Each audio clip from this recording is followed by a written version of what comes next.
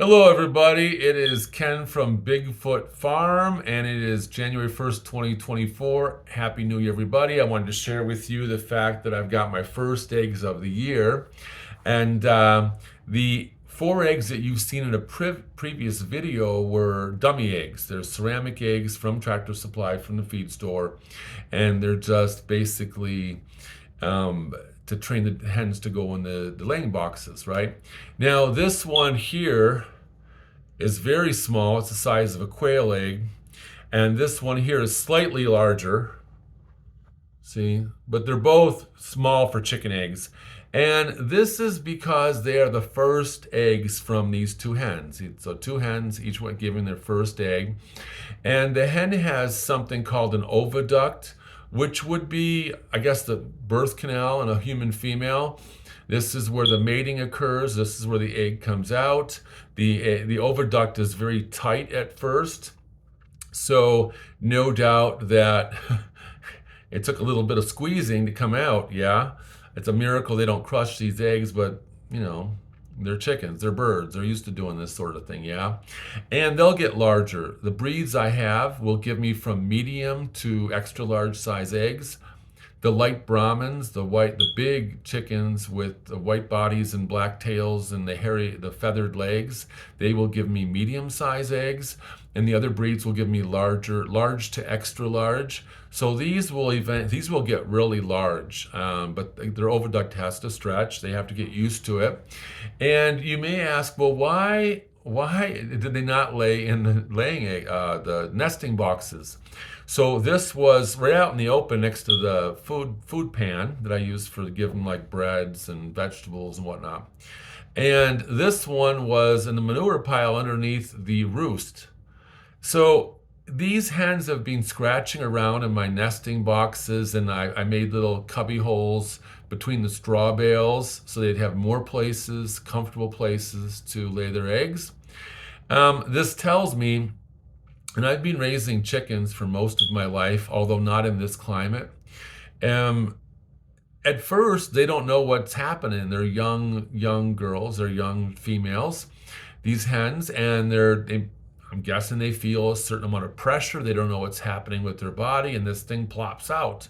I'm guessing now that tomorrow's egg will be in the nesting box. They'll figure out, hey, even though these hens have brains the size of a pea, they're not a very smart animal, but they do learn. They figure out that when I feel that pressure at the back of my body, that kind of pressure, because there's also, I don't know if they feel pressure when they defecate, but they know, hey, guess what? An egg is coming, and they'll go to the nesting boxes. Let's keep our fingers crossed. Sometimes you get a hen that has bad behavior that lays the egg, plops it out anywhere. You want to cull that hen from the flock. That hen's going to cause lots of trouble. The egg shells are really strong. I've been giving them 16% protein in their lay pellets, and I also give them a vast array of foods. I have two families that are regularly giving me food they clean out of their refrigerator, leftovers from restaurants, all manner of food.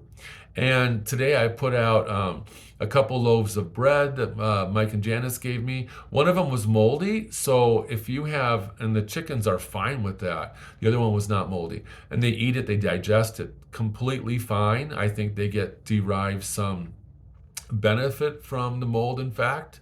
They eat all this stuff when they're scratching around. And, donuts that are stale, brownies, desserts you don't want to finish eating.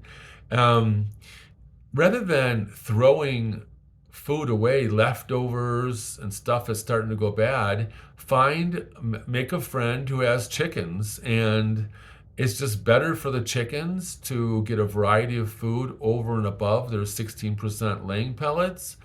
It is ecologically sound. You don't want to be just throwing all this extra leftover food or food going bad into the garbage bag. Why would you do that? Why not let other creatures, benefit from it, right? So make a friend who has chickens and just get a tub and just make it a ritual and toss all that stuff in there, and then you can come by and pick it up, what have you. Okay. And so the key to being successful with these chickens is they have a very large pen, a very large coop. You don't want to overcrowd your animals. You want to give them enough protein. You want to give them a variety of food. You want to have fresh water available all the time, 24/7. I happen to have this pail, bought at Tractor Supply that has, it's an electric pail sort of thing. It keeps it from icing up. I dump the water daily, what's left of it, and put fresh water in that pail. Animals have got to have access to fresh, clean water. And I have straw in there to keep them warm, keep them scratching around. And it's also important to put stuff in there they can peck on. For a long time, I was feeding them pumpkins. They would peck on a pumpkin for 2 days. And they love cauliflower, a big old cauliflower sort of. And it's hard, but they just peck at it for days. And you want to keep them pecking. You want to keep them busy. Animals who have nothing to do get into trouble. They create serious maladaptive habits. They get violent with each other. They need they need to have a purpose. In the case of chickens, they're birds. They need to be pecking on things. If you don't give them anything to do, you give them nothing to peck on, they're going to develop maladaptive habits like pecking at eggs and eating their own eggs. Then you have to take a shotgun in there and kill the whole flock.